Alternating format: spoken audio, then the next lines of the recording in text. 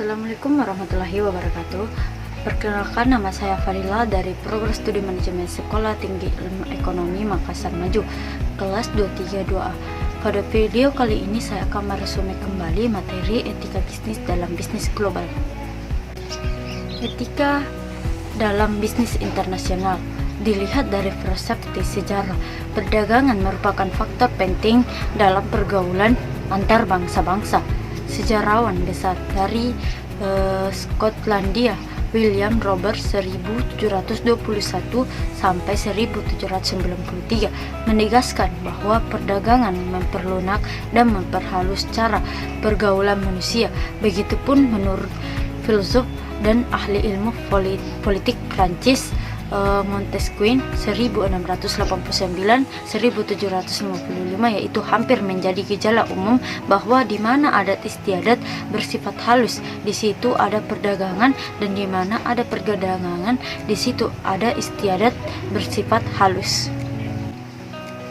Beberapa masalah moral yang khusus berkaitan dengan bisnis pada taraf internasional.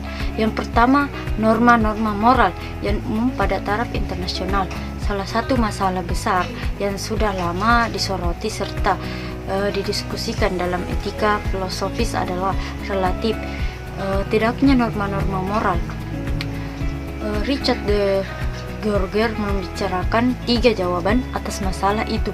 Tiga-tiganya ada benarnya dan ada salahnya, tapi secara menyeluruh tidak bisa diterima, yaitu yang pertama, menyesuaikan diri, yang kedua, rigorisme moral, yang ketiga, imoralisme naif.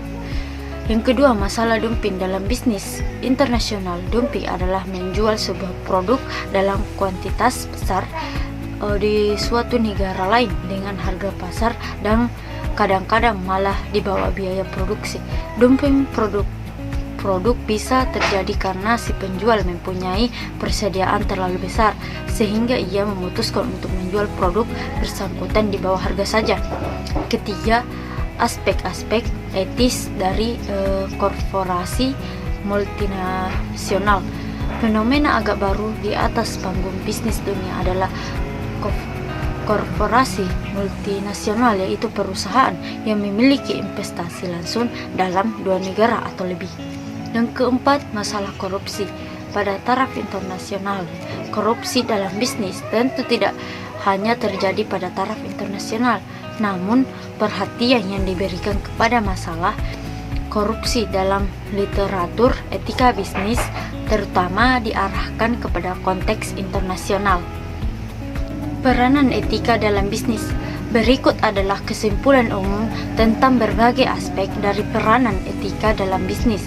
Yang pertama, bisnis berlangsung dalam konteks moral. Bisnis merupakan suatu unsur mutlak dalam masyarakat modern. Berikut beberapa pendapat yang masih menyangkal perakitan etika dengan bisnis. Yang pertama, mitos mengenai bisnis moral, bahwa bisnis itu sendiri netral terhadap moralitas. Jadi moral merupakan suatu mitos atau cerita dongeng saja, berarti tidak benar. Kedua, mengapa bisnis harus berlaku etis? Bertanya mengapa bisnis harus berlaku etis sebetulnya sama dengan bertanya mengenai manusia pada umumnya harus berlaku etis. Bisnis hanya merupakan suatu bidang khusus dari kondisi manusia yang umum. Kedua, kode etik perusahaan. Yang pertama, manfaat kode etik perusahaan. Kode etik dapat meningkatkan kredibilitas suatu perusahaan. Kode etik dapat membantu dalam menghilangkan grey area atau kawasan kelabu di bidang etika. Kode etik dapat menjelaskan bagaimana perusahaan menilai tanggung jawab sosialnya.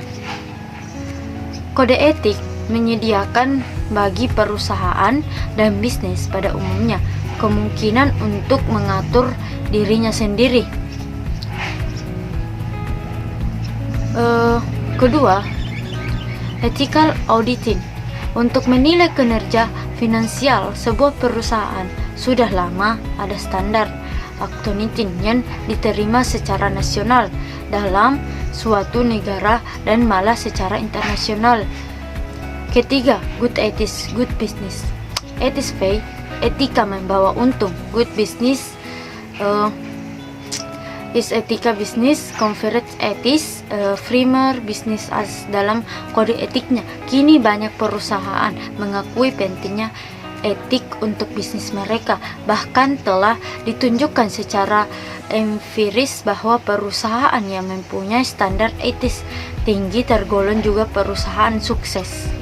Dalam bisnis global, etika memainkan peran krusial dalam membangun kepercayaan, menjaga reputasi, dan memastikan kelangsungan bisnis jangka panjang. Norma-norma moral yang diakui secara internasional seperti kejujuran, keadilan, tanggung jawab sosial, dan perlindungan hak asasi manusia menjadi landasan bagi pelaku etis di seluruh dunia. Mungkin itu saja yang dapat saya sampaikan. Mohon maaf bila ada kekurangan. Semoga video ini dapat bermanfaat, khususnya bagi saya, umumnya untuk kita semua. Sekian dan terima kasih. Assalamualaikum warahmatullahi wabarakatuh.